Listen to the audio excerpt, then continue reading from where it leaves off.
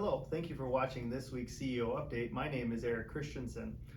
Just to bring our community and staff up to date here on what's going on with COVID. And yes, we're still dealing with COVID. I never believed we'd be working with COVID for 18 months, but here we are still having COVID, and we are seeing significant outbreaks of this illness.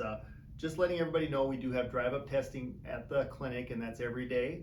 You can certainly call the clinic to schedule drive-up testing, and drive-up testing is allowable for our patients that have been seen in the clinic in the last year. If you haven't been seen in the last year, we do ask that you see a provider, and that is just for the safety of the patient being seen. We also ask that anybody entering into the hospital or the clinic, we do have a screening process, so please make sure that you stop by and do the screening process, and we do have a mask requirement unless there are exceptions for little children and people with certain medical conditions, or if they're unable to remove the mask. But we do have a mask requirement, and we just ask that you abide by those regulations just for the safety of others in the facility, and it also is just a federal requirement of hospitals to have that mask requirement, so we must abide by that as a hospital. Also wanted to let the community know that there is a significant shortage of hospital beds throughout the state, and so we are working with all the large hospitals around the area, making sure that we find beds for everybody and that we're able to place patients where they need to be, but let everybody know that there are sometimes there are shortages of beds, so sometimes we can't transfer someone to, say, a Minot. We may have to go to a Bismarck or a Fargo or other areas, so just be aware that that is a possibility. The administrators and medical leaders from around the state are in communication when we're working on that, but we are starting to see our hospital beds fill up throughout the state. Update on the new hospital. Of course, that's been the big news here in the community, and we are pushing forward with this new hospital build. Very exciting. Just to let everybody know that JLG has been selected as our architect, and we're working with them already.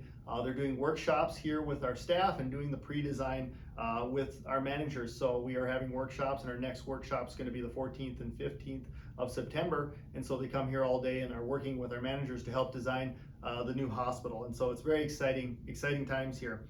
J.E. Dunn is the construction manager, so they've been selected as well, and so they'll be working in concert with JLG as we build the new facility. The new site that we have selected is already having surveys completed on the site to make sure that it meets the requirements of the new hospital. So surveys are being done on the new site. So lots of things going forward on the new hospital build, and again, very exciting here for the staff and for the community. Just an update on the elevator project. As you know, our main elevator by the ER entrance has been down for some time. We're seeing a delay in parts. We've been ordering parts starting back in April, and so we're calling it the COVID delay.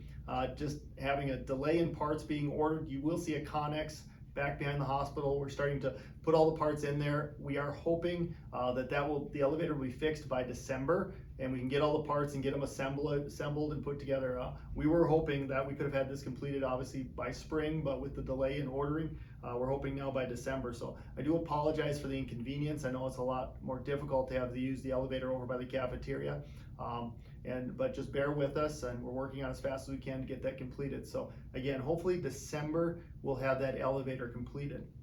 And finally, I just wanted to talk about employee appreciation. So we're coming up here next week, September 10th. We're going to have the employee chili cook-off. And so we're going to have the chili cook-off, and we actually have an award here. It's going to be for the department that has the best chili. So we have a number of entries into there, and we're just asking that we'll go around and get more entries. We need to have as many people cooking chili as possible, because that just creates a lot of fun there. We do have individual awards for the top 3 place winners as well, but I wanted to show off our little award here for the traveling trophy, as it will, for the chili cook-off. So that'll be exciting. Excited for that. So again, just a time just to enjoy a little bit of the fall and time together as employees. So again, employee chili cook-off next week. So with that, just want to thank you for your time and thank you for watching. Just remember, at Heart of America, your health is our passion.